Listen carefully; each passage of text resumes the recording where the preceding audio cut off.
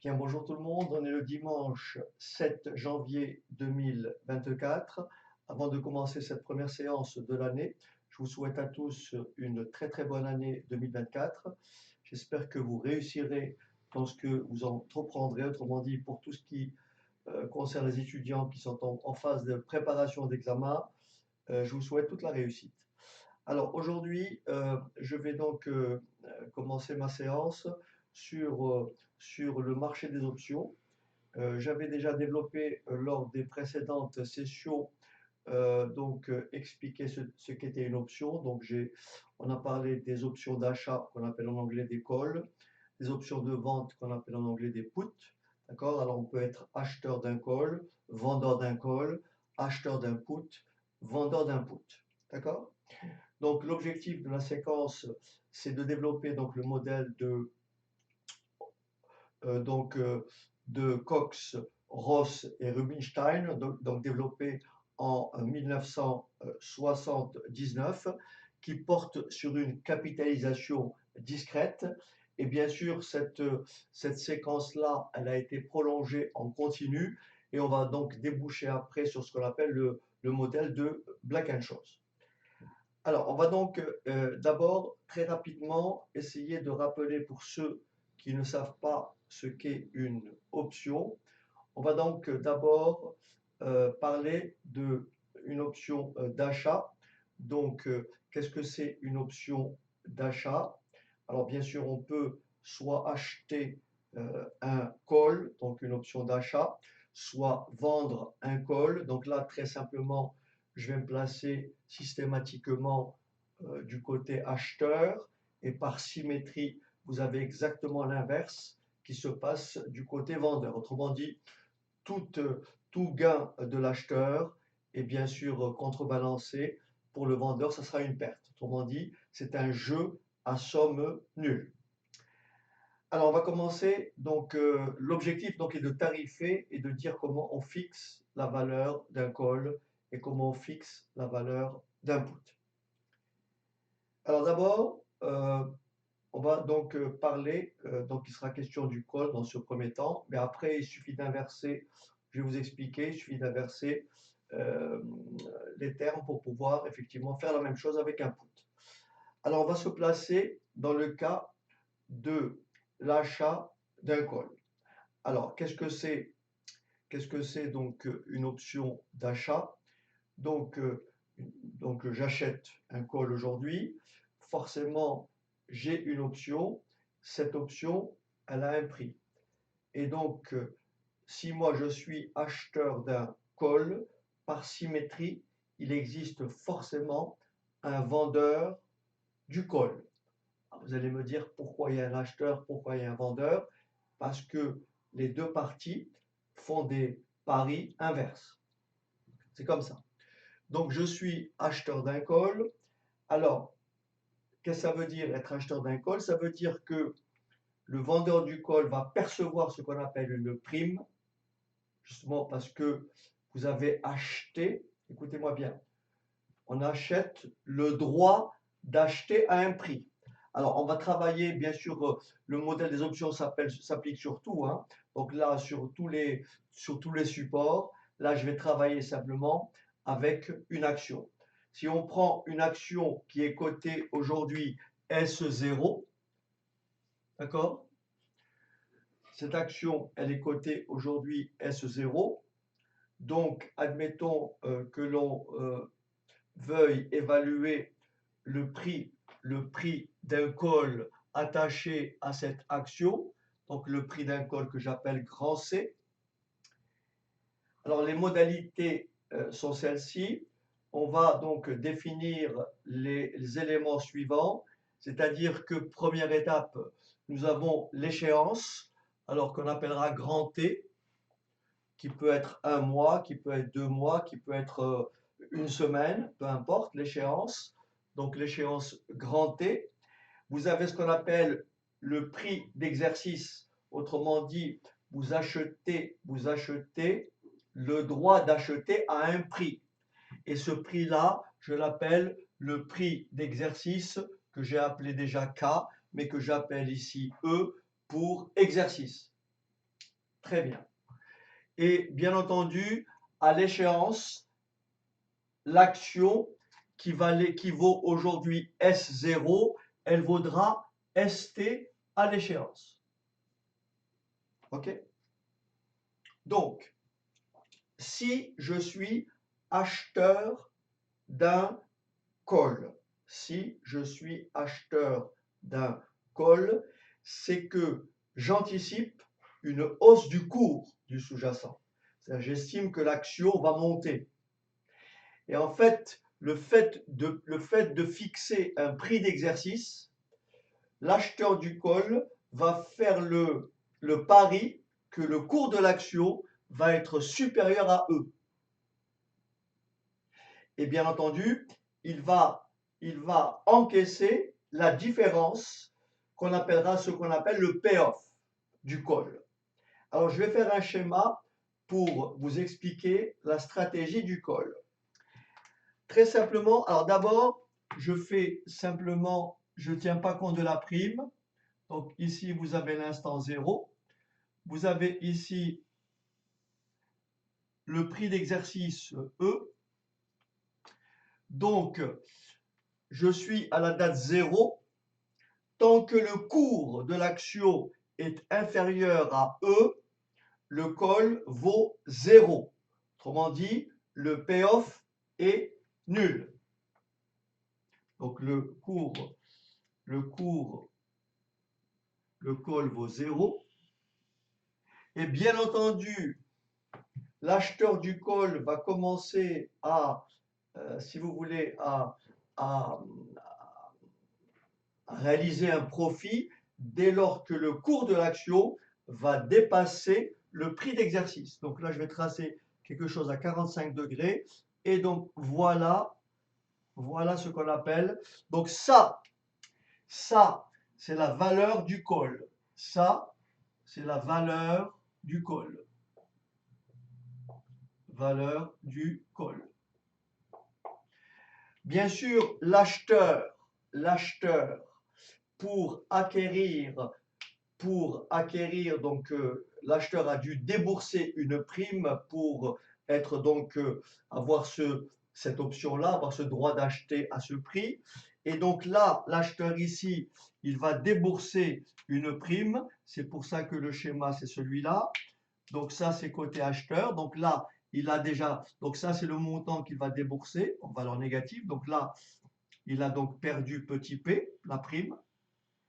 Et l'acheteur va commencer à se rembourser à partir de E. Autrement dit, vous avez ici une droite qui est parallèle. Et donc ça, c'est ce qu'on appelle le prix payé à l'acheteur. C'est le gain. Ça, c'est le gain de l'acheteur que j'appellerai ici le payoff. D'accord? C'est le gain de l'acheteur. Bien sûr, si très simplement, si le cours de l'action, si le cours de l'action aujourd'hui, je dis n'importe quoi, est de 100 euros, et que à l'échéance, le prix d'exercice est fixé à 105 euros, il y a deux possibilités. Soit le cours de l'action est supérieur à 105 euros, auquel cas, bien entendu, si le cours de l'action est égal à 110, donc la valeur du call, c'est 110 moins 105, ça veut dire 5 euros. Si le cours de l'action est égal tout simplement à 95 euros, autrement dit le cours de l'action est inférieur au prix d'exercice, l'acheteur du call va bien sûr abandonner cette option. Il n'y a aucun intérêt à payer 105, quelque chose qui coûte 100. Alors très simplement, le schéma, encore une fois, je l'ai vraiment développé dans les séquences précédentes. Je ne veux pas trop m'attarder pour cette partie-là. Et donc, quel est donc le payoff du call? Donc, regardez bien, ST, c'est le cours à l'échéance. Eh bien, la valeur du call, c'est le maximum, vous voyez, c'est le maximum de deux valeurs. ST moins E, 0. c'est le maximum de ces deux valeurs. Si ST, le cours de l'action à l'échéance, est supérieur au cours d'exercice, est supérieur au prix d'exercice, alors cette valeur-là, bien sûr, est positive, donc le payoff, c'est ST moins E. Si en revanche, le cours ST, le cours à l'échéance de l'action, est inférieur au prix d'exercice, autrement dit, si le cours de l'action est de ce côté-là, bien entendu, cette valeur-là est négative. Le maximum d'un nombre négatif est de 0, c'est 0. Donc l'option vaut 0. L'objectif en fait, donc ça c'est pour le call, donc acheter le droit d'acheter à un prix. Pour ce qui est du put, c'est acheter le droit de vendre à un prix. Acheter le droit de vendre à un prix. Mais attention, l'acheteur du put, bien sûr, un acheteur, on achète un put si on anticipe une baisse du cours du titre ou du sous-jacent ou ici de l'action. Alors pour le put, ça se passe comme ceci. Si on prend les mêmes conditions, donc S0, prix de l'action aujourd'hui, donc cette fois-ci, la valeur du put, donc c'est P, le prix d'exercice, c'est grand E, l'échéance, c'est grand T, le cours à l'instant T, le cours de l'action, c'est ST.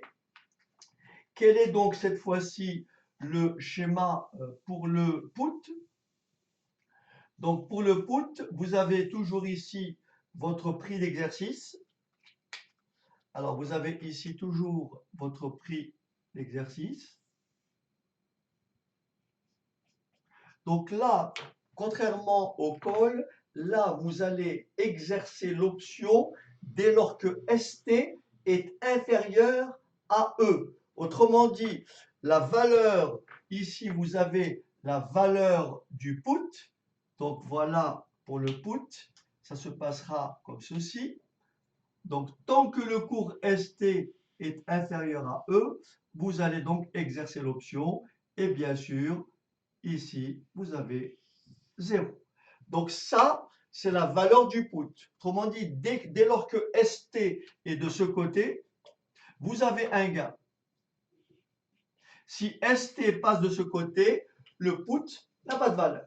Autrement dit, si le cours de l'action est à 110, d'accord?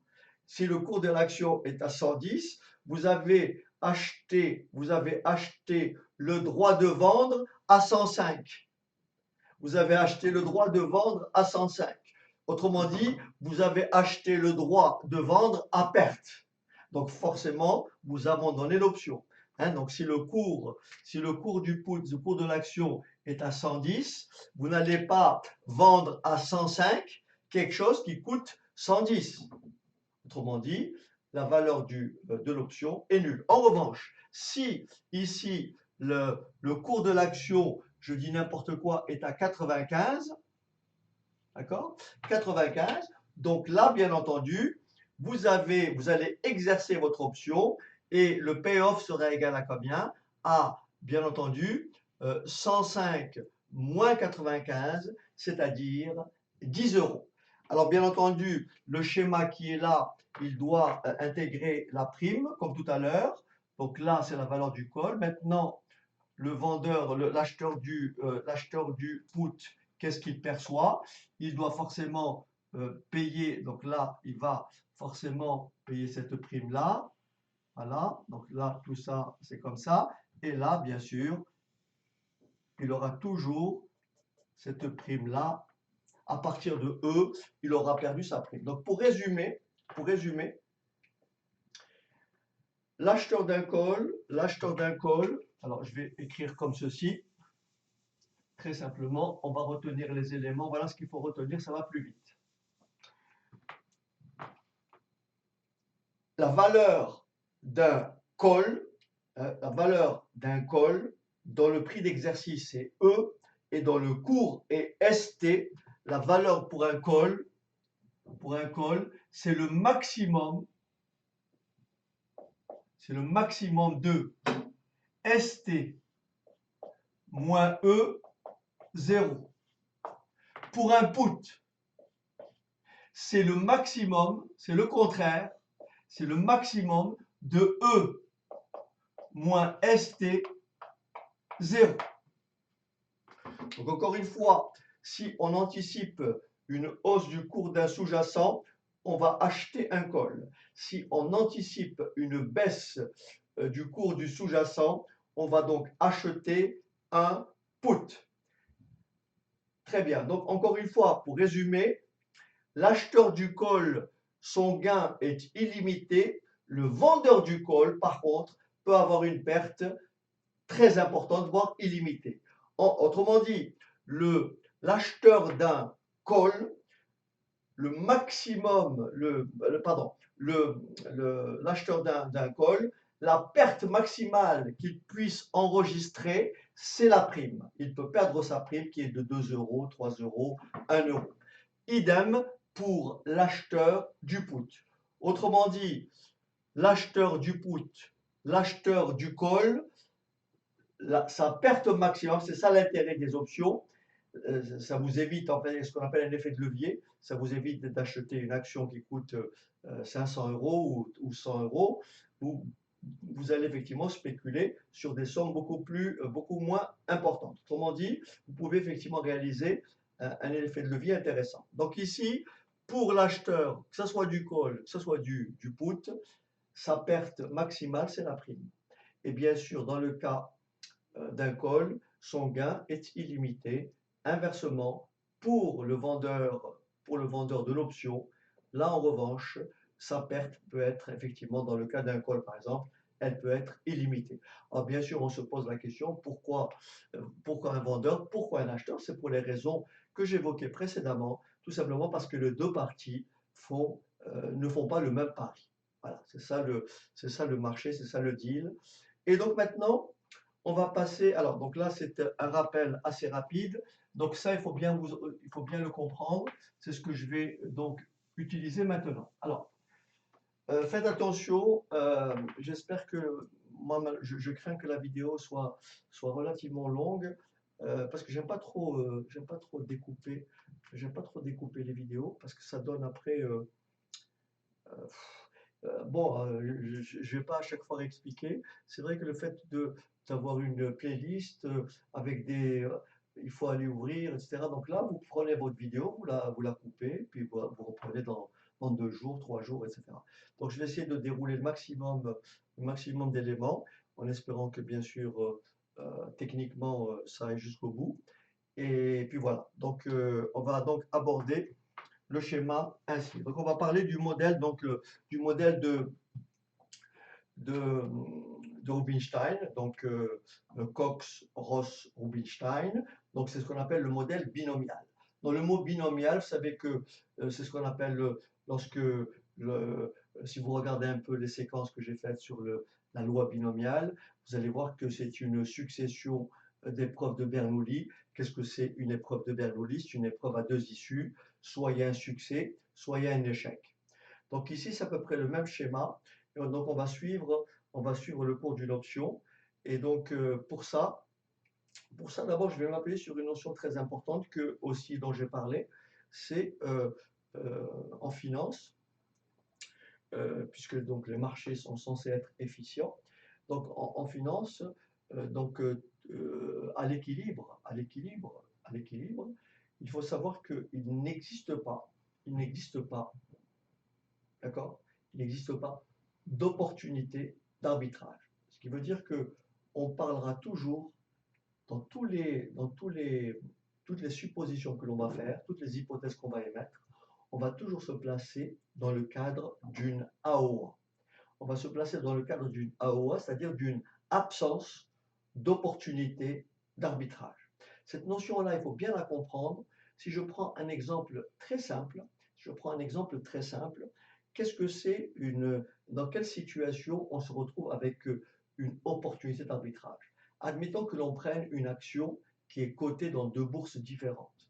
La même action si elle est cotée, d'un côté, elle est cotée à 90 et de l'autre côté, elle est cotée à 92, qu'est-ce qui va se passer?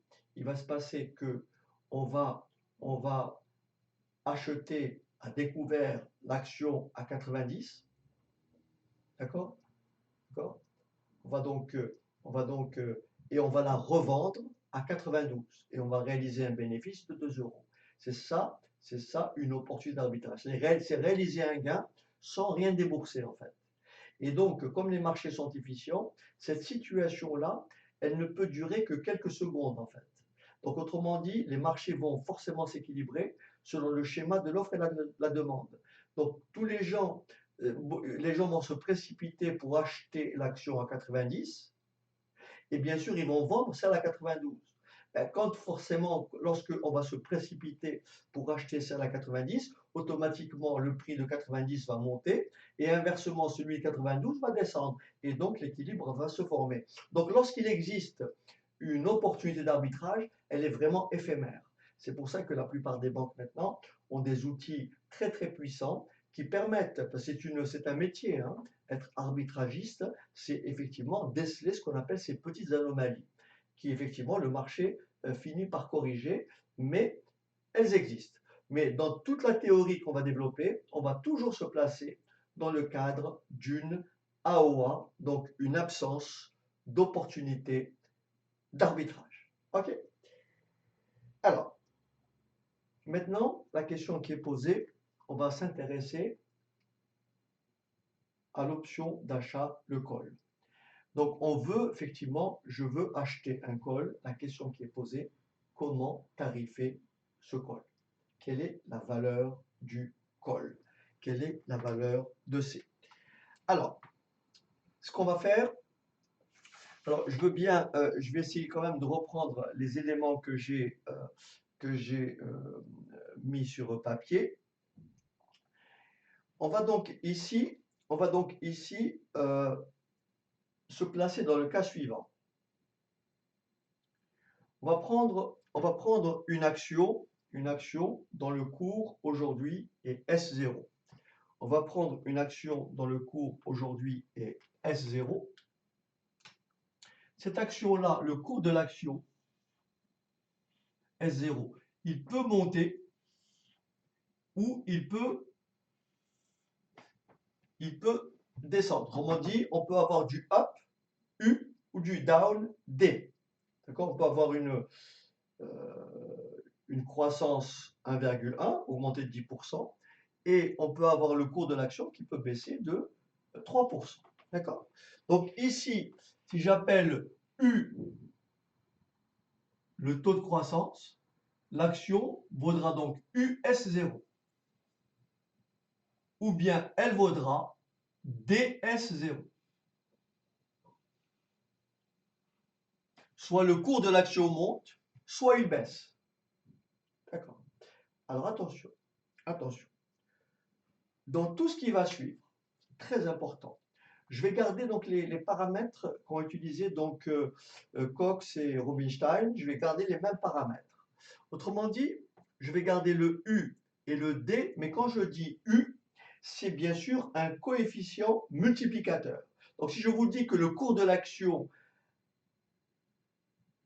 a augmenté de 10%, eh ben le U, c'est 1 plus 10%, c'est-à-dire 1,1.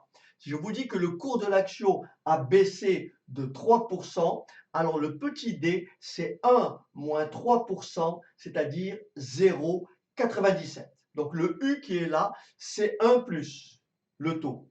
Le D qui est là, c'est 1 moins le taux de croissance en plus ou en moins. OK? Ici, vous allez voir que donc ça, pour le moment, je l'écris. On va supposer que le cours de l'action va monter ou descendre, va croître ou décroître, avec une certaine probabilité petit p. Vous allez voir que je ne vais pas l'utiliser tout de suite, ou bien sûr ici, 1 moins p.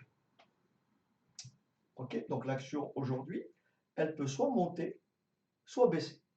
Si elle monte, son cours c'est US0. Si elle baisse, son cours c'est DS0. Alors, pour éviter de traîner la lettre O, mais le S que je vais utiliser par la suite, ça évite de trop rallonger. Donc le S que je vais utiliser par la suite, c'est le S aujourd'hui. C'est le S aujourd'hui. Alors que le S à l'échéance, ici, le S à l'échéance, c'est en fait ST. C'est dans une période. Alors attention, attention. Lorsqu'on dit le cours d'aujourd'hui, et je vous dis le cours, la période prochaine. Mais la période prochaine, ça peut être dans 1 heure, ça peut être dans 5 jours, ça peut être dans 1 mois, ça peut être dans 6 mois, ça peut être dans 2 ans. Ok? Donc là, je me place sur une période. Mais la période, on est aujourd'hui, et je vous dis, ça peut être dans 1 heure pour la période qui vient. Donc ici, c'est sur une période. Soit le cours de l'action monte, soit le cours de l'action baisse. Donc ça, si vous préférez, c'est comme si j'avais ici STU et là j'ai STD. Donc là, c'est le cours de l'action terminale. OK. Maintenant, d'un autre côté, si l'objectif, c'est de déterminer, de tarifer le call. Donc ici, je sais que le cours de mon action, elle vaut S. J'ai mon call aujourd'hui. Sa valeur, je ne la connais pas.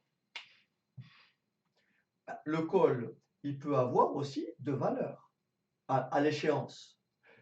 La valeur du call, ça peut être plus quelque chose, à la hausse ou à la baisse.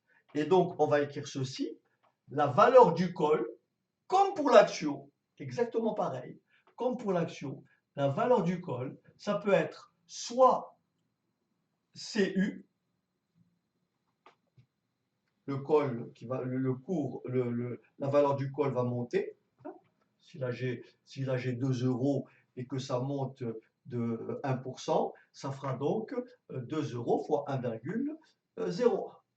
Ou bien ici, alors bien sûr ici, c'est l'indice, c'est pas C fois U, mais c'est CU, c'est indice U.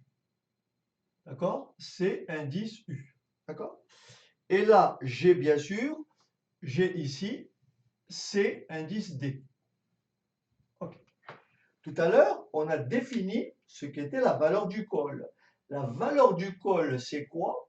C'est le maximum, donc j'écris la valeur du call, c'est le maximum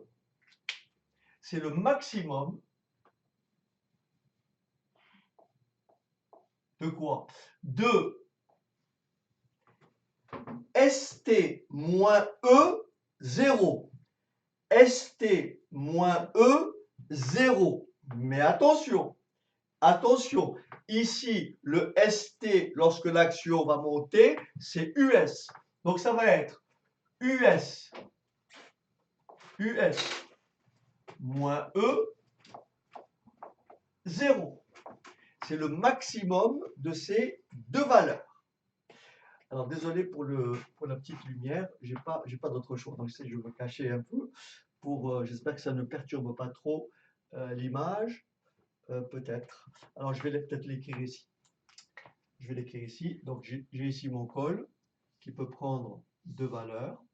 Soit la valeur elle monte, c'est CU, soit elle baisse, c'est CD. Si elle monte, la valeur du call c'est quoi? C'est le maximum de ST, mais ST c'est US, ST moins K, donc moins E, parce que j'ai décidé d'après E le prix d'exercice, 0. Et bien sûr ici, c'est le maximum, toujours, de DS moins E, 0. Alors, je vous invite, pour faire très simple, je vous invite à prendre une feuille de papier, n'est-ce pas? Parce que il y a quand même, je vous préviens tout de suite, hein, il y aura pas mal d'écriture, hein, donc je vous invite à prendre une feuille de papier et à bien noter au fur et à mesure que je vais avancer. D'accord? Donc je vous invite à prendre une feuille de papier pour bien noter ça. Donc en fait, l'idée, la question qui est posée, c'est ça. Quelle est la valeur de C? Ok? Quelle est donc la valeur de C? Ok. Donc la question c'est quel est le prix, quel est le prix, quel est le prix de l'option aujourd'hui? Quel est le prix de l'option aujourd'hui? Alors voilà les paramètres que l'on va qui vont intervenir. Et on verra qu'un des paramètres, alors ici bien sûr c'est pareil, ici j'ai soit une probabilité petit p, mais vous allez voir que dans un premier temps elle ne jouera aucun rôle, et soit ici 1 moins p. Ce qui explique le modèle binomial. Nous avons deux états, nous avons donc ici dans chacun des cas-là une épreuve de Bernoulli, une épreuve à deux issues. Ok, soit oui, soit non, soit ça monte, soit ça baisse, soit ça monte, soit ça baisse. Ok. Maintenant, les paramètres que l'on va utiliser, c'est bien sûr, alors j'ai dit ici, les paramètres, c'est quoi? C'est S, c'est le cours de l'action aujourd'hui, c'est E, le prix d'exercice. Alors attention, c'est U, quand je dis U, c'est 1 plus le taux de hausse, et quand je dis D, c'est 1 moins le taux de baisse. D, c'est 1 moins T sur 100. U, c'est 1 plus T sur 100. Si T, c'est 2%, U, c'est 1,02. Si T, c'est 5%, D, c'est 0,95. Attention maintenant, j'introduis parce que la notation de Cox est bien sûr celle-ci. On va utiliser le R pour...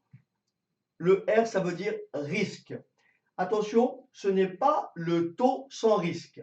C'est pour les calculs, je vous l'écris tout de suite. Le R, exactement comme U et D, sera toujours égal à 1 plus le taux sans risque.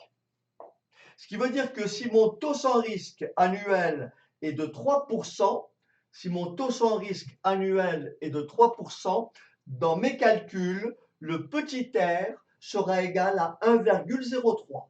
Donc quand j'écrirai petit r, ce n'est pas un taux, mais c'est 1 plus le taux sans risque. Ça c'est important. D'accord. Donc voilà pour les notations et bien sûr la fameuse probabilité petit p, qui dans un premier temps, bien sûr vous allez voir, ne jouera aucun rôle pour déterminer donc la valeur de C. Alors, on va donc je vous laisse noter tout ça et on va donc faire je vais donc effacer le tableau et on va donc commencer à rédiger et à mettre en place ce que l'on veut faire. Alors donc ici on va se placer, comme je l'ai dit, dans le cas d'une absence d'opportunité d'arbitrage. Donc on va constituer à l'instant 0, on va constituer un portefeuille. On va constituer un portefeuille qui va répliquer exactement les flux engendrés par l'option. D'accord? On va donc construire un portefeuille. On va construire un portefeuille qui est censé dupliquer parfaitement les flux financiers à sortir du contrat d'option. Ça veut dire quoi? Ça veut dire que là, si j'arrive à trouver un portefeuille qui me donne ces deux valeurs-là, eh bien, puisque d'après la situation d'AOA, si un portefeuille a une valeur grand T à l'instant grand T, eh bien, ce portefeuille-là aura une valeur V0 à l'instant 0. Autrement dit, si on a deux portefeuilles, V1T, V2T, V1T, portefeuille 1 et le portefeuille 2, admettons que le portefeuille 1 et le portefeuille 2 ont la même valeur dans 3 mois. Eh bien, dans le cas d'une AOA, ces deux portefeuilles-là auront la même valeur aujourd'hui. C'est-à-dire que V01 sera égal à V0B, ou si vous préférez, VAT, VBT. Le portefeuille A a une valeur VA à l'instant grand T. Le portefeuille B a une valeur VB à l'instant grand T. Eh bien, le portefeuille A et le portefeuille B auront la même valeur aujourd'hui. VA0 égale VB0. Voilà ce qu'est une absence d'opportunité d'arbitrage. Donc, c'est ce qu'on va faire ici. On va donc se placer comme ceci. On va prendre un portefeuille. Alors, attention. On va prendre un portefeuille. On va construire un portefeuille. Alors, construisons un portefeuille constitué. Donc, un portefeuille constitué d'actions S,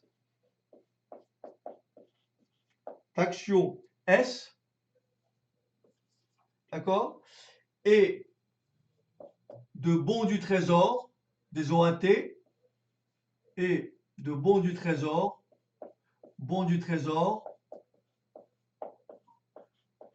grand B. Bien sûr, bons du trésor placés au taux sans risque. Hein, c'est des OAT, donc placés au taux sans risque. Rappelez-vous, le taux sans risque RF, dans mon placement ici, lorsque je vais composer un capital à intérêt composé au taux sans risque, je vais faire normalement la valeur fois 1 plus RF, mais j'écrirai tout simplement la valeur fois R, le R étant égal à 1 plus RF. On va donc se constituer un portefeuille qui sera, écoutez-moi bien, ce portefeuille-là sera composé d'une fraction d'action S. Quand je dis S, S étant le cours de l'action aujourd'hui. Donc ce portefeuille est constitué d'une fraction d'action S que j'appellerai delta S et d'une certaine somme bons du trésor que j'appellerai grand B. Ça, c'est mon portefeuille aujourd'hui. D'accord? C'est mon portefeuille aujourd'hui. On a vu tout à l'heure le portefeuille, mon portefeuille, soit il monte, soit il baisse. Bien sûr, à l'échéance, qu'est-ce que je vais avoir? Attention, après une période, mais une période, ça peut être 2 jours, ça peut être 1 heure, ça peut être 1 mois, ça peut être 6 mois. Donc, que vaut ce portefeuille? Toujours avec une probabilité petit p et une probabilité 1 moins p. Que vaut ce portefeuille à l'échéance? Soit le cours de l'action monte, donc je n'ai plus S, mais j'ai U fois S. Donc, mon portefeuille, soit il vaudra la fraction d'action que multiplie U fois S, puisque le cours de l'action est monté, plus le bon du trésor que j'ai placé au taux sans risque. Taux sans risque 1 plus RF, au lieu d'écrire B fois 1 plus RF, je vous le répète, cette notation-là, on va la réduire. Ça, je le réduis à R. Donc j'écris plus B fois R. D'accord? B fois R. Maintenant, soit le cours de l'action baisse, ce qui veut dire que mon portefeuille, sa valeur, c'est quoi? C'est delta DS, plus toujours BR. Alors, j'attire votre attention sur le fait suivant. Le portefeuille, ici, vous pouvez le constituer de la façon que vous voulez. Ça veut dire que le delta ou le B peuvent être ou positifs ou négatifs. D'accord? Si vous shortez une action, le delta sera négatif. D'accord? Encore une fois, le delta, le B, c'est des nombres qui peuvent être négatifs ou positifs. OK. Donc voilà pour mon portefeuille. Donc le payoff de mon, de mon portefeuille, c'est ici. Ça, ça, parce que n'oubliez pas que ce que je veux faire, je veux que ce portefeuille réplique le call. Autrement dit, les valeurs que j'ai ici, les valeurs que j'ai ici, c'est principalement, rappelez-vous, j'ai mon call C qui peut soit être égal à CU, soit être égal à CD. Et bien sûr, il est égal à CU. Ça veut dire que ici, puisque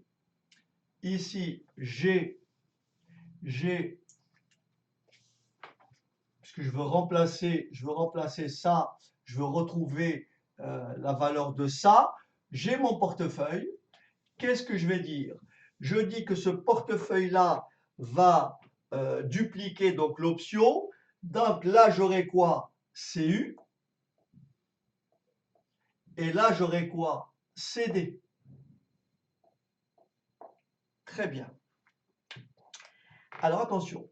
En fait, une fois que j'aurai trouvé la valeur de delta et une fois que j'aurai trouvé la valeur de B, eh ben, j'aurai trouvé la valeur de mon col qui sera égale à quoi? À delta S plus B.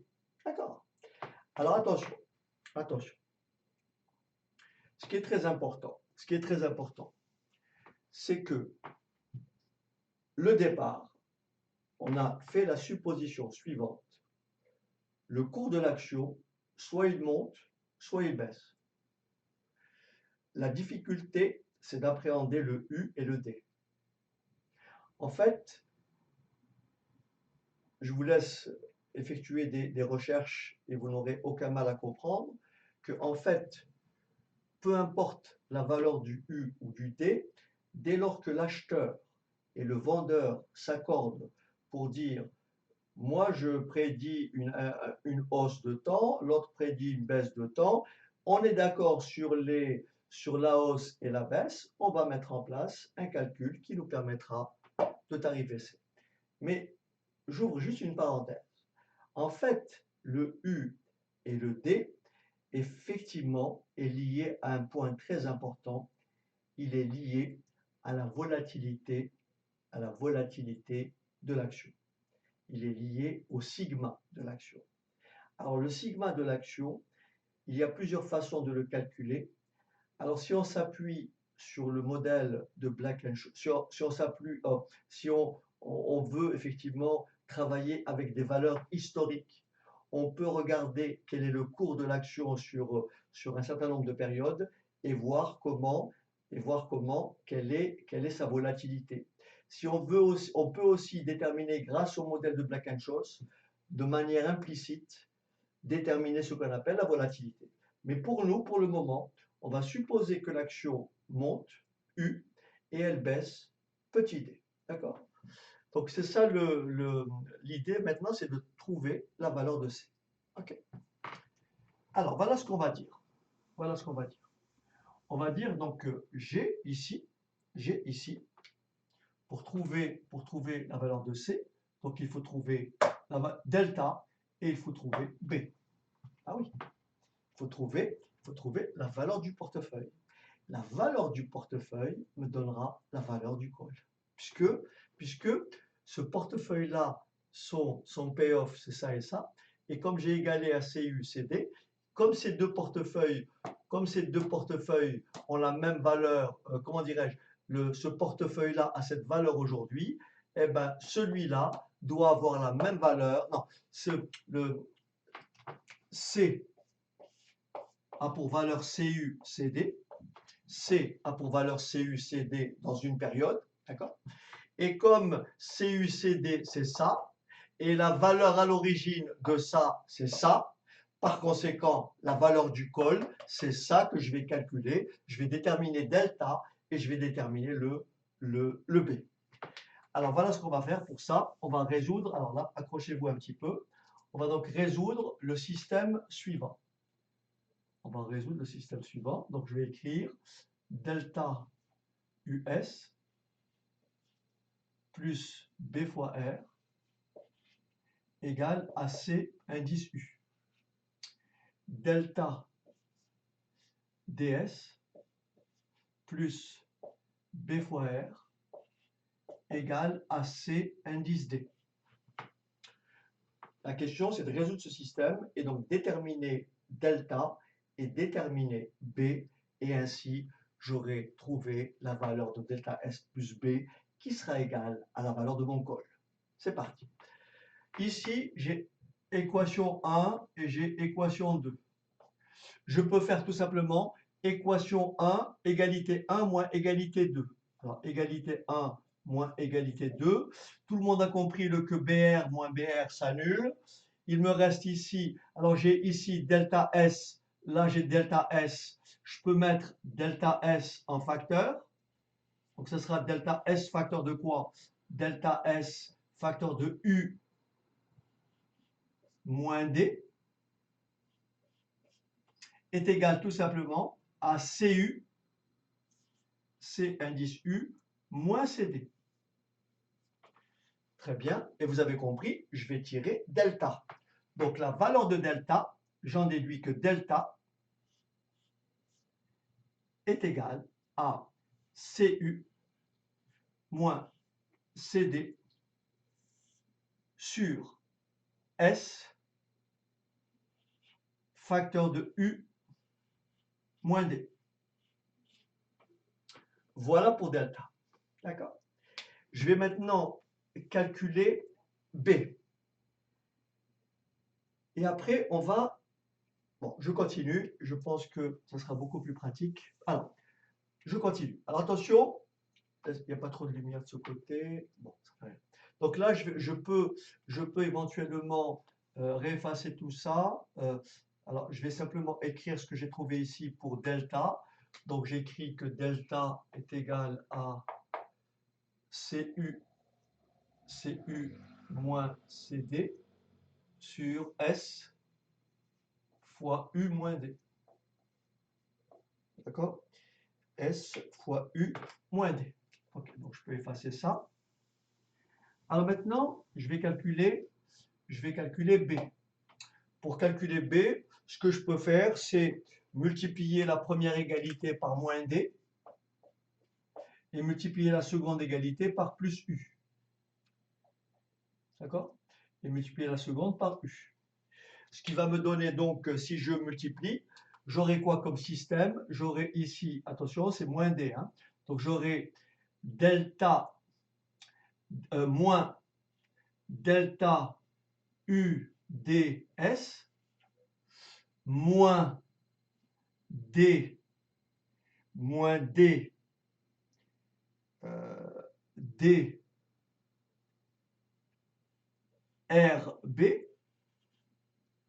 DRB égale moins DCU.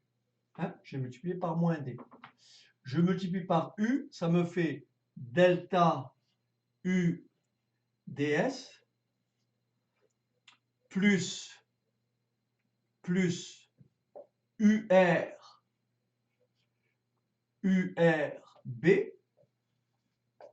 égale UCD. Et maintenant, je peux additionner, comme tout à l'heure, membre à membre. Je fais égalité 1 moins égalité 2, plus égalité 2. Je fais la somme. Je fais égalité 1 plus égalité 2. Donc, ce terme-là s'annule.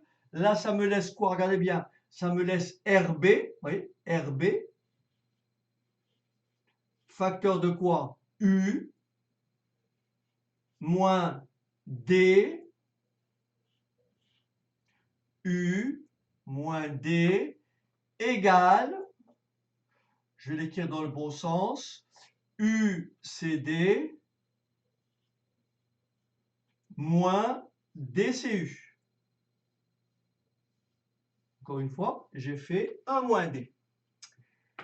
Alors, je continue. Donc ici, ce que je peux faire, c'est développer tout ceci. À la limite, ouais, j'ai factorisé pour pas grand-chose. Ouais, je vais redévelopper. Alors, ça fait R B, je vais écrire plutôt comme ça. URB, je vais réécrire comme c'était. Alors, URB, alors, URB, moins DRB égale UCD moins DCU. Ce que je vais faire ici, je vais passer le U,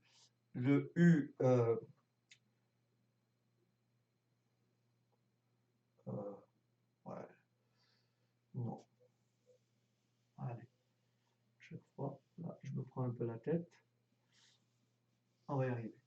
Donc là, je cherche grand B, j'ai donc grand B égale A, grand B est égal à quoi? U, C, petit d, moins D, C, U, d'accord? Moins D, C, U, sur R fois U moins D. D'accord? Ça, c'est mon B. Donc, mon delta, il est là. Mon B, il est là. Alors, si vous permettez maintenant, je peux effacer et reproduire. Alors, attention, vous avez noté. OK. Alors, je vais donc effacer tout ça. Et je vais réécrire mon B ici. Donc, j'ai mon delta. J'ai delta qui est égal à CU moins CD sur S fois U moins D. J'ai mon B qui est égal à UCD, UC indice D, moins DC indice U, sur R, facteur de U moins D. Très bien. Parfait. Donc maintenant, ici, je peux écrire ceci. Les deux actifs financiers, d'accord, promettant les mêmes flux dans les mêmes conditions, la valeur initiale de l'option, doit être égale à celle du portefeuille de duplication. Donc, ce qui veut dire tout simplement, c'est ce qu'on a écrit tout à l'heure. Donc, ici, rappelez-vous, ce portefeuille-là a dupliqué l'option. Donc, la valeur de ce portefeuille-là, c'est tout simplement la valeur de l'option. Donc, grand C égale delta S plus B. On va donc maintenant remplacer delta et B par leur valeur. Ce qui veut dire que grand C égale C, alors delta CU moins CD sur S facteur de U moins D. Que multiplie S?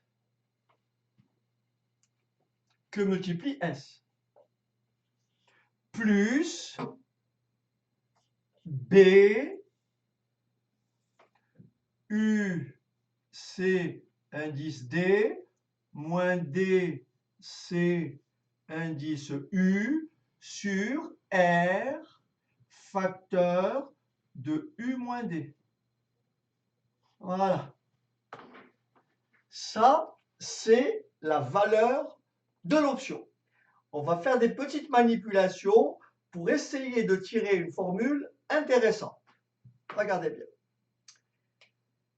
Alors, ici, je vois que je peux simplifier par S. Je vois que ici, j'ai le même dénominateur à un facteur près, R. Je vais donc multiplier ici par R et je vais multiplier le numérateur par R. Donc je le fais d'abord dans ce sens-là et ensuite je vais éclater la chose. Égal, égal. Regardez bien. Je vais le faire d'abord comme ceci. Mon dénominateur commun, c'est R que multiplie U moins D. Ici, ça n'a pas changé. Ici, j'ai multiplié par R. Donc, je multiplie le numérateur par R. Ce qui me donne CU moins CD, d'accord? Plus, le dénominateur n'a pas changé, donc mon numérateur est inchangé.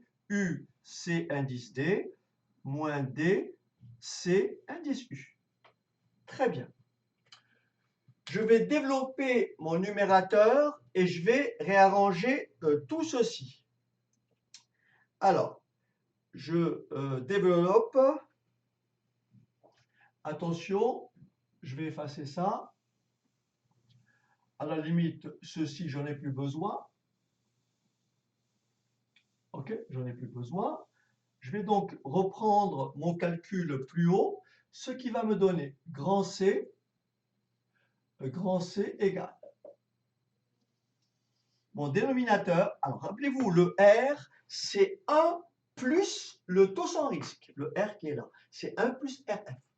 Alors, R fois U moins D. Je développe. RCU. R, c'est indice U. Moins R, c'est indice D. Plus U, c'est indice D. Moins D, c'est indice U. OK. On va donc maintenant regrouper. Vous voyez, je vais regrouper les CU et les CD. Alors j'écris grand C égale R U moins D. Je mets CU en facteur, ça fait R moins D CU. Je mets CD en facteur, ça fait C indice D U moins R.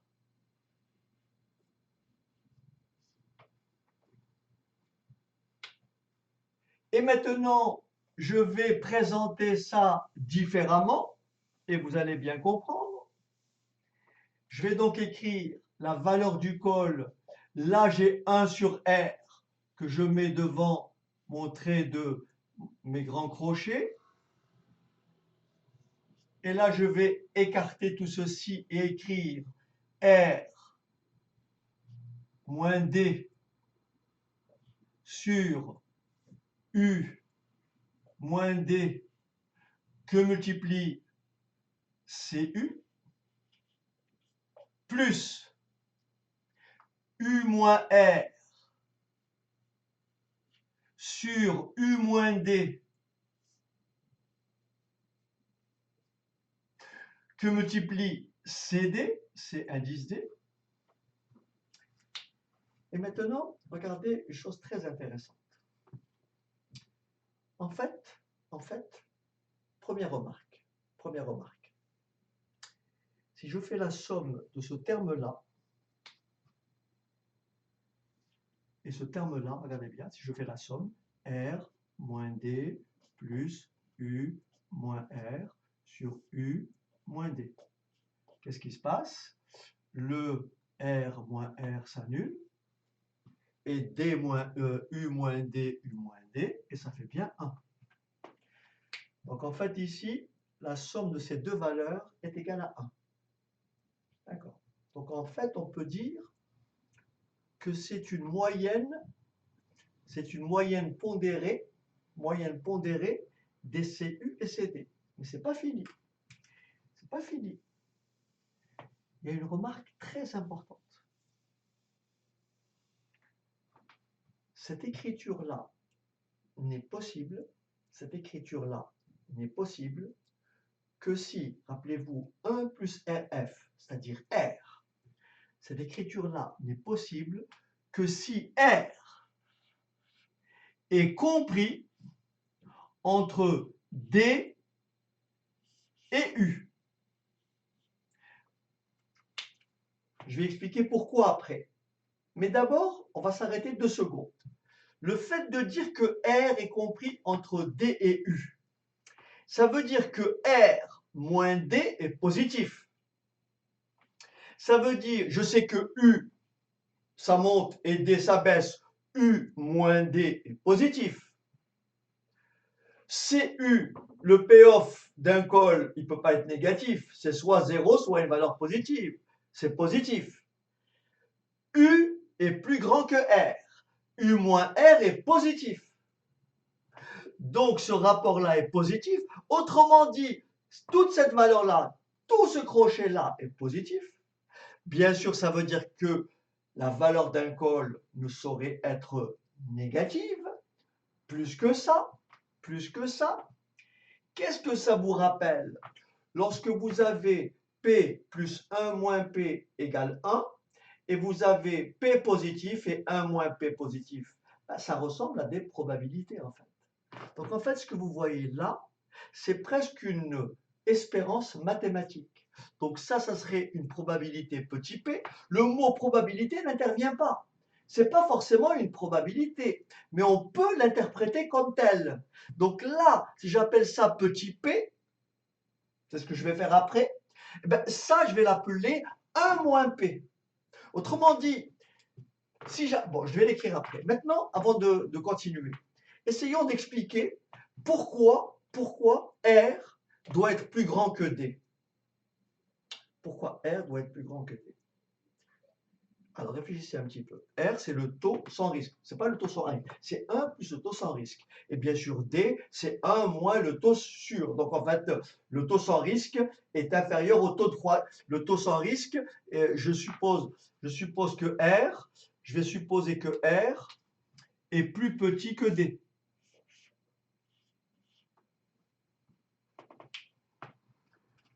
Donc si R est plus petit que D, ça veut dire qu'il est plus petit que U. C'est logique, puisque D est nécessairement plus petit que U. Mais est-ce que cela est possible?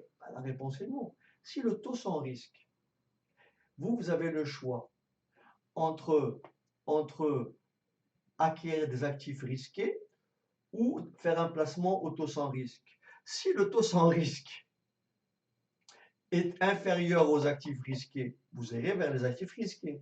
Et qu'est-ce qui va se passer?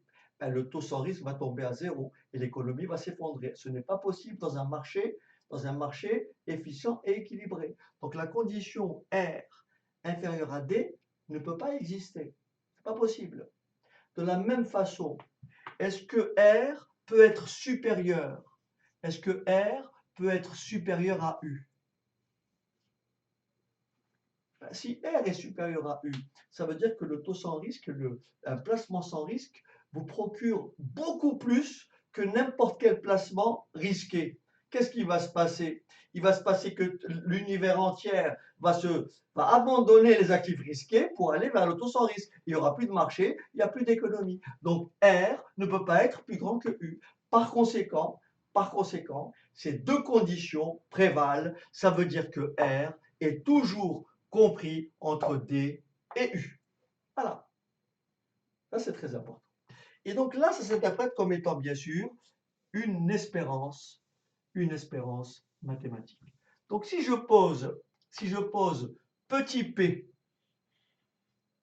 égale R moins D sur U moins D, j'aurai forcément 1 moins P va être égal à quoi? U moins R sur U moins D. Et donc, grand C est égal à quoi? Alors attention, je vais détailler un petit calcul.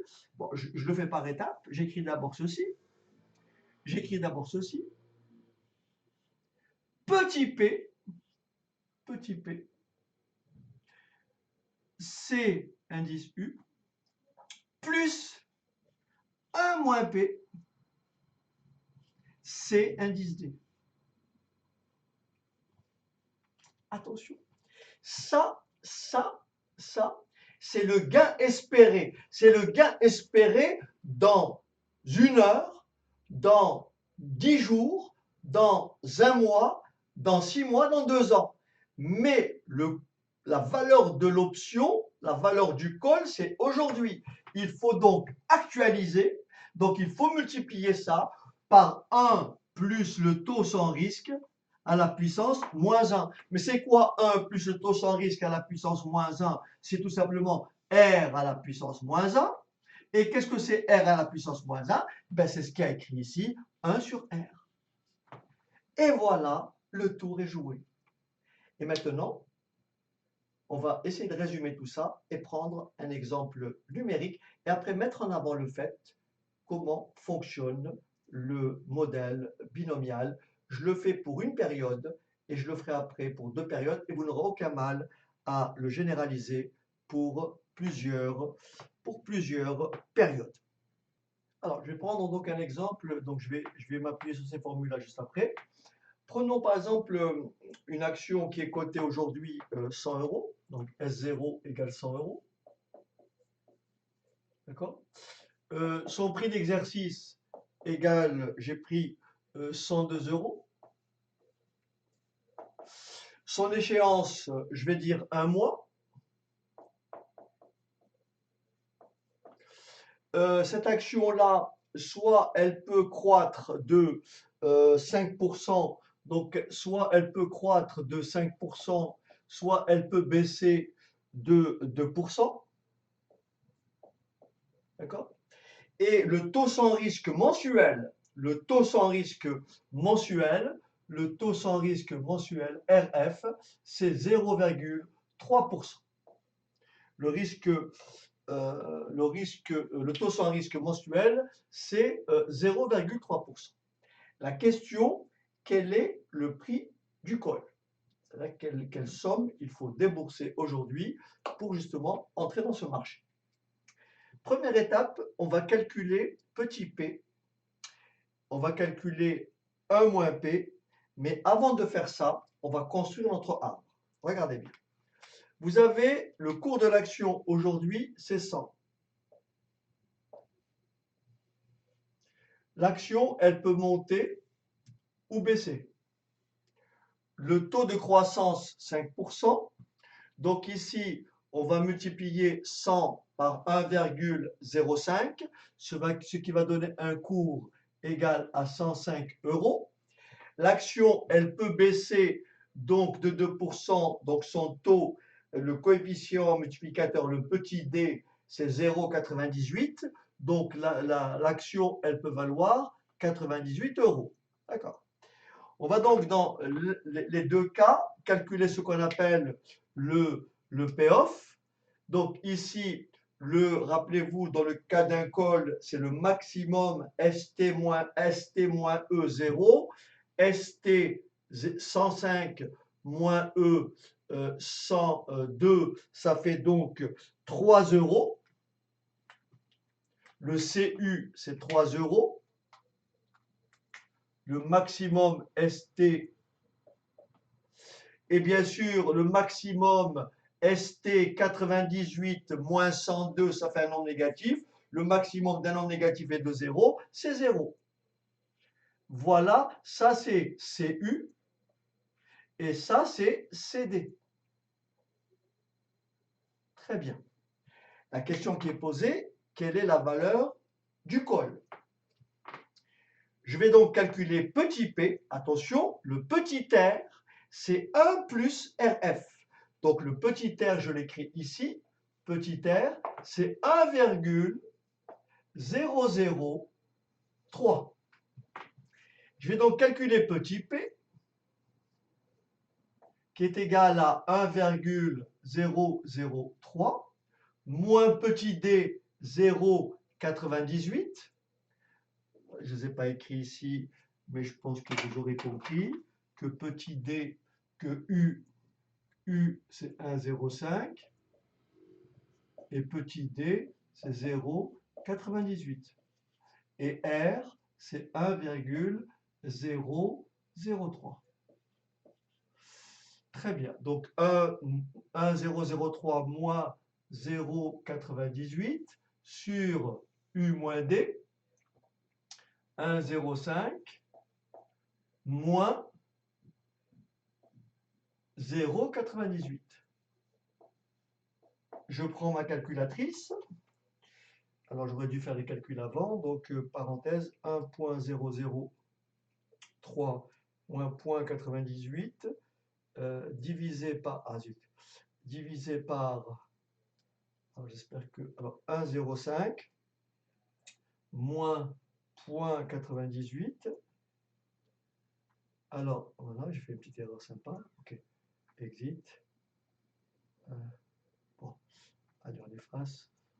Alors attendez, je vais peut-être faire les calculs. Je vais calculer séparément petit p et 1 moins p. D'accord? Petit p. Alors après, j'écris ici. Alors je le calcule comme ça. 1 moins p, je fais la même opération. Donc U. U c'est 1,05. Moins R. 1,003. Et bien sûr 1,05 moins 0,98. Bien sûr, avec les arrondis, si je fais ça plus ça, le résultat, je vais trouver bien sûr 1. Alors bien sûr, j'aurais pu faire directement la valeur qui est là, en faisant 1 moins cette valeur, mais j'ai préféré appliquer la règle pour vous montrer que ça fait bien 1. Donc je vais faire le calcul à part et je vous donnerai les... je le fais rapidement, je ne vais pas couper la vidéo. Alors c'est parti, 1,003 moins 0,98. Divisé par parenthèse 1,05 moins 0,98. Et ça fait une probabilité de 0,32. J'écris plusieurs chiffres, hein, 857. 857. Je calcule donc l'autre probabilité, le 1 moins P, 1,05 moins 1,003 divisé par 1,05 moins 0,98. Ce qui me donne 0,6714. Donc là, si je décide d'arrondir ici, ça fait 32,86 pour aller vite. Et voilà. Et ça fait 0,74. Et la somme de ça plus ça me fait bien 1. Et donc, la question qui est posée, quelle est la valeur donc de l'option? Je vais donc écrire ici, la valeur de l'option est égale à cette formule-là. Alors, j'écris la valeur de l'option, grand C, c'est égal à 1 sur 1,003, 1,003, facteur de quoi? Petit p, 0,3286, que multiplie CU, que multiplie 3, bien sûr ici, plus 0,67, je l'écris quand même, hein, 0,6714, que multiplie CD, c'est-à-dire 0. Je prends ma calculatrice et ça me fait donc 3 fois 0,3286 divisé par 1,003. Eh ben, la valeur du col est de 0,998,29 euros. Alors si on réduit, je vais mettre quand même 4 décimales, ce qui fait 0, alors 0, grand C égale 0,98, 0,98, 28. 28 en arrondissant, ça fait 29 euros. Voilà la valeur du col. En fait, le schéma pour le put est totalement identique. En fait. Pour le put, ce qu'il faut faire, c'est exactement ce qu'on a écrit, ça ne change pas. Mais simplement, au lieu de faire le maximum de ST moins E 0, on fera le maximum de E moins ST 0. C'est-à-dire que ici, le put, il vaudrait combien? Le put, il vaudrait combien? E moins ST, il vaudrait donc combien? 102 moins 105, ça fait moins 3.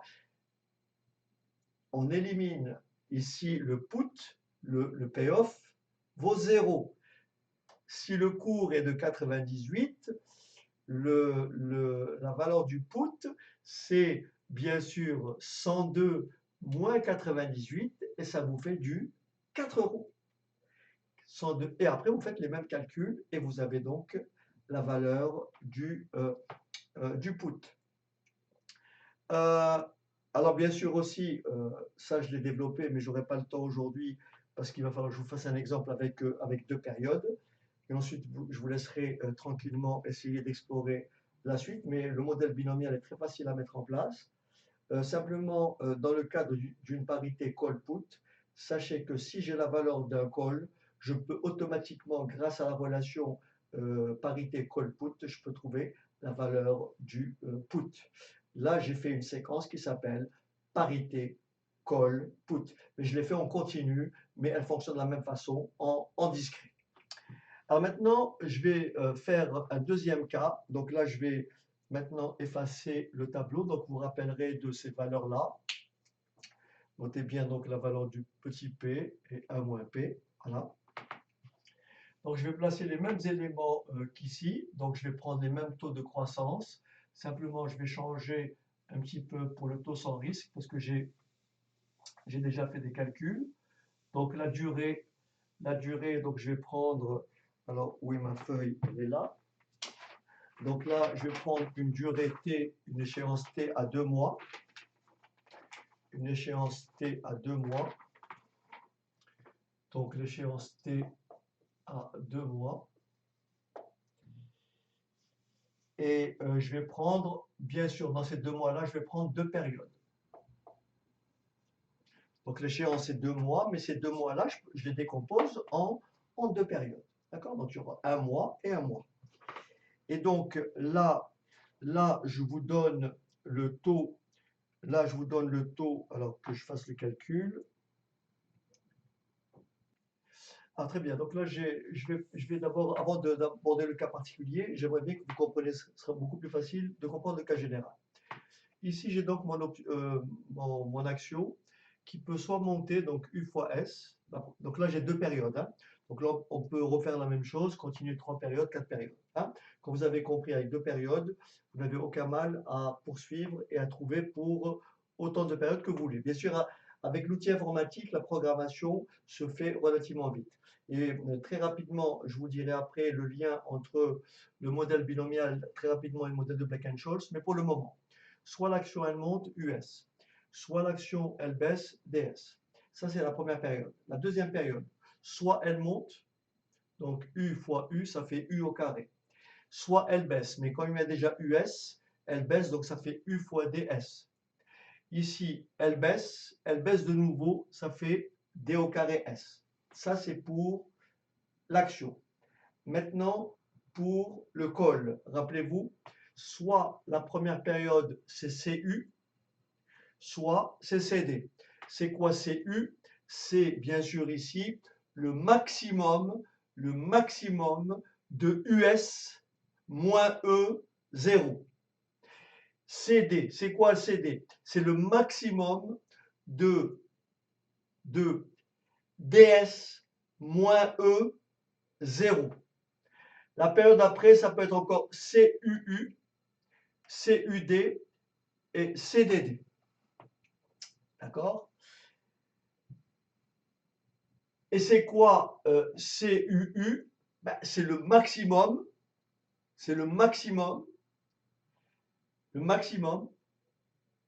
U de S moins E 0. C'est quoi CUD?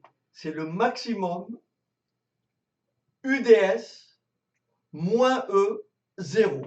C'est quoi CDD? C'est le maximum D carré S moins E, 0. OK. Maintenant, l'objectif, c'est de tarifer, de trouver petit c. En fait, on va partir à l'envers. Et on va appliquer, rappelez-vous toujours, ici, petit p, 1 moins p. Petit p, 1 moins p. Petit p, 1 moins p. Pour trouver CU. Pour trouver CU. Je calcule CU. Attention, j'actualise sur une période. Donc je fais 1 sur R. Que multiplie l'espérance mathématique de ces deux payoffs, c'est-à-dire petit p, CUU, plus 1 moins p,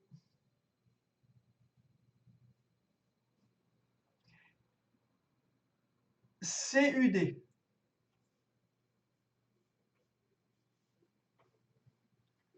D'accord? Maintenant, je vais calculer CD. CD. Pareil, je vais pondérer. CD, c'est quoi? C'est 1 sur R. Que multiplie P, CUD. P, CUD. Plus, je calcule CU, je calcule CD. C'est P, CUD, plus 1 moins P,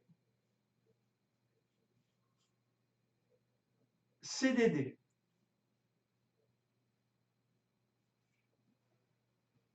Plus 1 moins P, CDD. Donc je viens de calculer, CU et CD. N'oubliez pas que je cherche C. Mais vous savez que C, c'est quoi? C, c'est quoi? C'est PCU. Alors, je vais l'écrire ici. C, c'est quoi? C, c'est quoi? Je l'écris ici. C, c'est PCU dans 1 sur R. 1 sur R. PCU plus 1 moins P, CD. Je répète. C, c'est PCU plus 1 moins P, CD. Sachant que CU, c'est celui-là, et sachant que CD, c'est celui-là. Si vous remplacez CU par cette valeur-là, et vous remplacez CD par cette valeur-là, vous allez retrouver quoi en fait? Vous allez retrouver ici, regardez bien, vous avez... Alors, j'ai pas assez d'espace, je vais voir comment je peux faire ça. Oui, malheureusement, je n'ai pas d'autre choix que d'effacer. Je n'ai pas d'autre choix que d'effacer tout ceci. Alors, j'espère que vous avez bien noté. Alors, on va donc reprendre notre calcul. Je vais donc calculer C. Regardez bien. Alors, là, pour faire simple, vous voyez, dans les deux cas, j'ai 1 sur R, et là, j'ai 1 sur R. Mais comme j'ai 1 sur R devant, 1 sur R fois 1 sur R, ça me fait 1 sur R au carré. Donc, j'écris grand C égale 1 sur R au carré.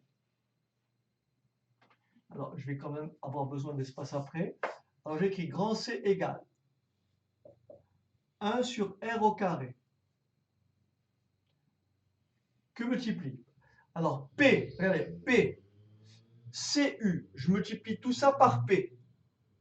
Vous voyez, P, CU, le 1 sur R, il est déjà devant. Donc, P fois CU, je multiplie tout ça par P. Ça fait donc P au carré, j'écris, hein, P au carré, CUU, plus P fois 1 moins P, CUD. D'accord? Qu'est-ce que je viens de calculer? Je viens de faire PCUU. Maintenant, je fais plus 1 moins P, 1 moins P, CD. 1 moins P, CD. Plus. Alors, 1 moins P fois P, ça fait donc P fois 1 moins P. Je répète. P fois 1 moins P, CUD. D'accord? Plus 1 moins P fois 1 moins P, 1 moins P au carré, CDD. Et voilà. Et donc ici, ce nombre-là et ce nombre-là se répètent 2 fois. Ce qui me donne grand C égale 1 sur R au carré, P au carré, CUU, plus 2 fois P fois 1 moins P,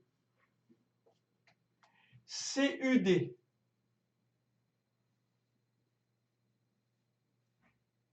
plus 1 moins P au carré, CDD. Et voilà la valeur de C. Maintenant, rappelez-vous comment on a obtenu CUU, CUD et CDD. Rappelez-vous, on avait au départ, comment dirais-je, S, CU, CD, d'accord? Et on avait après CUU, on avait ensuite CUD, et on avait après CDD. Et ici, on avait US, ici, on avait U carré S, U carré S. Ici, on avait quoi? UDS. Et ici, on avait D carré S. D'accord? D carré S. Donc, en fait, si je veux calculer le payoff ici, c'est combien? CUU, c'est combien? CUU, est-ce que j'ai de la place? Est-ce que vous voyez? Alors, CUU, c'est le maximum de U de S moins E, 0. Donc, j'écris le final. Grand C égale 1 sur R au carré. OK. P au carré. Quel est le payoff ici? La valeur terminale, c'est U carré S. Rappelez-vous, le prix d'exercice, c'est grand E. Donc, ça sera multiplié par le maximum de quoi? De U de S moins E, 0. Ça, c'est pour CUU. Maintenant, pour CUD, plus, alors je n'ai pas de place, j'écris un peu plus bas, plus 2 fois P fois 1 moins P, que multiplie, attention, le maximum de quoi? De UDS 0, maximum de UDS 0, plus 1 moins p carré, j'écris 1 moins p carré, que multiplie le maximum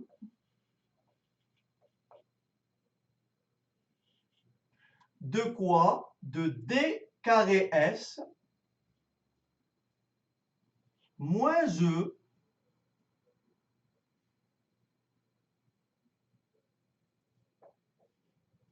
zéro. Voilà. Voilà la valeur du col. Ça, c'est la formule générale. Si vous regardez bien ici, vous avez ce qu'on appelle une distribution binomiale. Je rappelle rapidement comment ça fonctionne.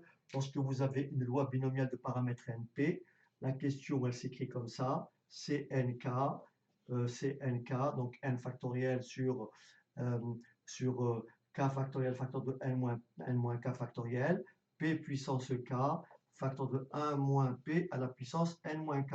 Et vous reproduisez le schéma qui est là, très simplement.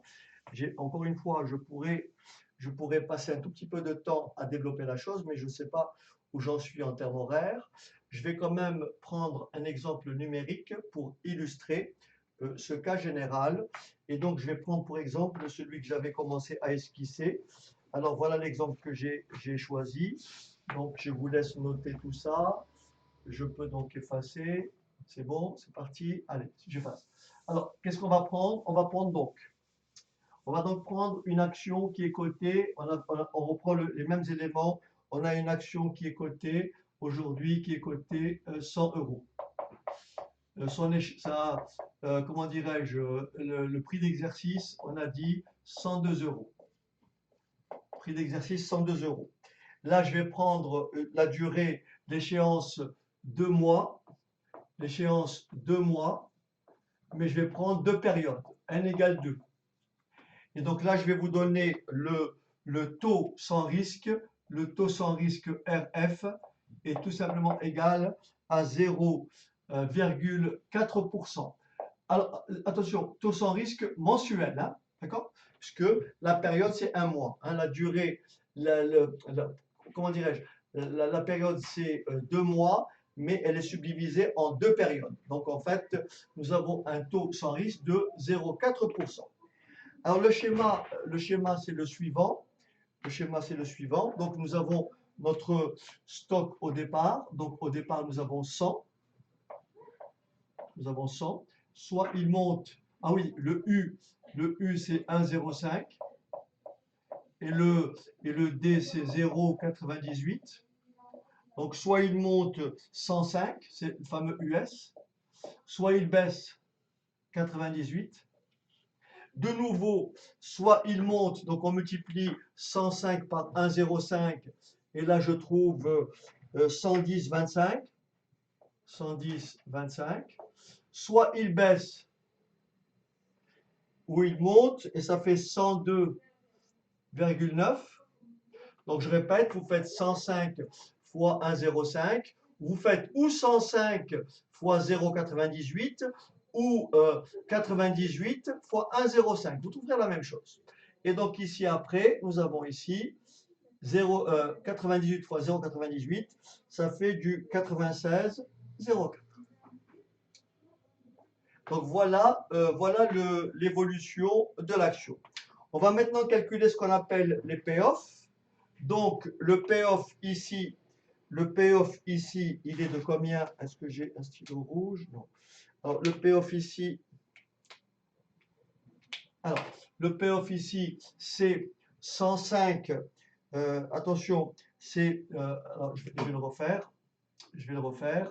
Donc ici, nous avons notre.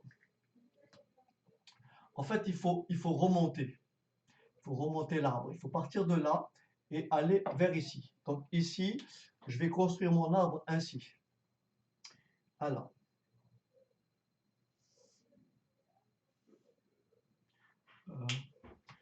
Est-ce que j'ai de la place ici? Ouais, peut-être. Alors, on y va. Donc ici, je vais donc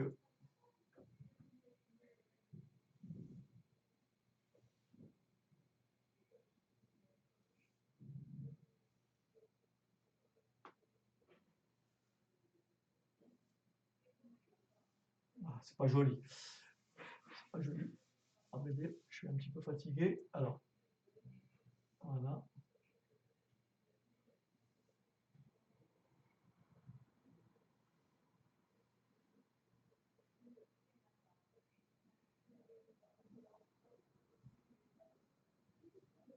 Donc ici, j'ai le prix d'exercice 102. Donc je fais 110, 110 moins 102, ça me fait 8,25. Donc là, j'obtiens 8,25. OK, je répète, c'est le maximum, c'est le maximum ST moins E. 110 moins 110,25 moins 102, ça fait 8,25. 102, 9 moins 102, ça fait 0,9.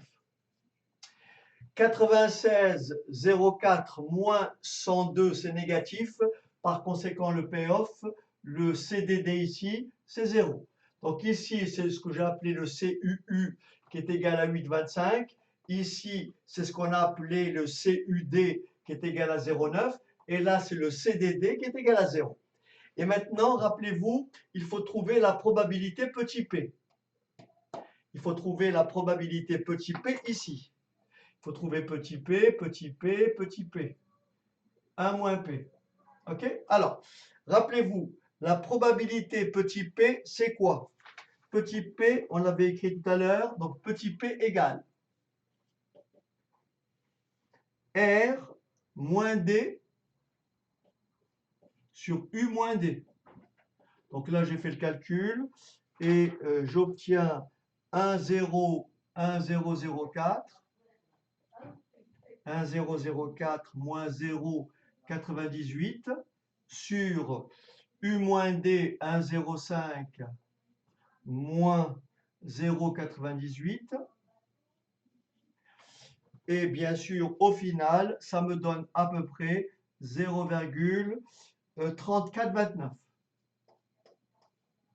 Donc ça, c'est mon petit p. Je peux faire 1 moins p, mais je vais quand même faire le calcul. 1 moins p, on a dit que 1 moins p, c'était quoi? C'était U moins R sur U moins D.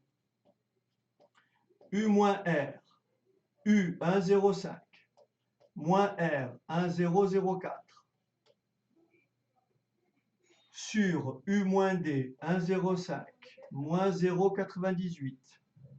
Et là, j'ai obtenu à peu près 0,6571. Et on vérifie que ça fait bien une somme égale à 1. Et maintenant, je vais appliquer mon schéma pour calculer la valeur ici. Pour calculer ici ce que j'ai appelé CU et CD. Donc, je vais l'écrire ici, je vais faire le calcul plus bas. Je vais donc calculer ici CU, et là, je vais calculer CD. Et rappelez-vous, ça, c'est ce qu'on a appelé CUU. Et celui-là, on l'a appelé CUD. Et celui-là, on l'a appelé CDD. Attention, le UD, le UU, le UD, le CDU, ce sont des indices. Hein. Donc, qu'on soit d'accord, hein, ce sont des indices. Hein. Je vais bien écrire ça. CUU, CUD et CDD. Okay. Ce sont des indices. Donc, je vais écrire mes probabilités 0,34, 0,34, petit p égale 0,34, 29, et 1 moins p égale 0,65, 71. Voilà. On va donc maintenant remonter l'arbre. C'est parti. On va donc maintenant remonter notre arbre. On va calculer CU et CD. Alors, CU va être égal à quoi? CU va être égal à quoi? Alors, bien sûr, on peut le mettre directement ici, mais je fais le calcul sur... alors, où est mon chapeau? Bon, tant pis. Alors, CU égale. CU égale, je fais le calcul. Donc, je calcule CU, je fais ça, 8,25 fois P. Alors, j'écris. Alors, bien sûr, j'actualise. Hein. Donc, 1 sur 1,04. 1,004. que multiplie CUU 8,25, que multiplie P. Donc 0,34, 29, que multiplie 8,25, plus 0,65, 71, que multiplie 0,9. Je prends ma calculatrice, et là, heureusement, j'avais fait les calculs avant, et ça m'a donné 3,407. 3,407. Autrement dit, ici, à la place de CU, j'ai 3,407. Donc ici, j'ai 3,407. On va maintenant déterminer CD.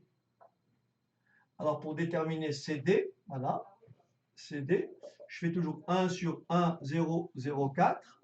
Alors regardez bien, pour trouver CD, pour trouver ce CD-là, il faut faire le P fois 0,9, 1 moins P fois 0. Alors j'écris P fois 0,9, donc P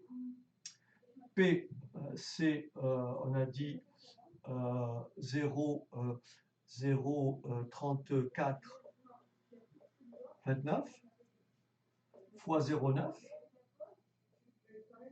Donc là, vous avez compris, plus 0, ben je l'écris quand même, hein, 0,65, 71 fois 0. Je fais le calcul, et ça me donne CD égale, je l'écris après, alors j'ai trouvé CD égale 0,307. 0,307. Donc ici, j'ai 0,307. Là, j'ai 0,307. Et il ne me reste plus qu'à calculer le C en actualisant l'espérance mathématique de ces deux valeurs. Donc là, je vais effacer pour calculer le C. Alors j'efface. C'est bon? Allez, j'efface. Alors, grand C égale. Alors, grand C égale. C'est parti. Grand C égale. Alors, 1 sur 1, 0, 0, 4, que multiplie petit p, donc 0,3429, 0,3429, que multiplie bien sûr 3,407, plus 0,65, 71, que multiplie 0,307. Et la valeur du col, si je ne me suis pas trompé, donc soyez indulgents, la valeur du col, c'est 1,365. Alors, si on applique le schéma, donc là vous avez compris, si on applique la relation précédente, donc ici on va chercher le maximum de ST, etc., etc. Donc on peut faire comme ceci, si on applique la formule précédente. Alors je vais effacer. Rappelez-vous la formule précédente, c'était 1 sur R au carré, n'est-ce pas? Donc le 1 sur R au carré, donc 1 sur 1,004 au carré, d'accord? Rappelez-vous, on avait dit P au carré, c'est 0,34, 29 au carré, que multiplie le maximum de ST moins E0. Donc le maximum ici, c'est combien? C'est 8,25. Hein, le maximum de 110,25 moins 102,25, c'est 8,25. Plus 2 fois, vous vous rappelez, 2 fois P 2 fois P, 0,34, 29, fois 1 moins P, 0,65, 71, multiplié par le maximum de 102,9, 102, c'est tout simplement 0,9, plus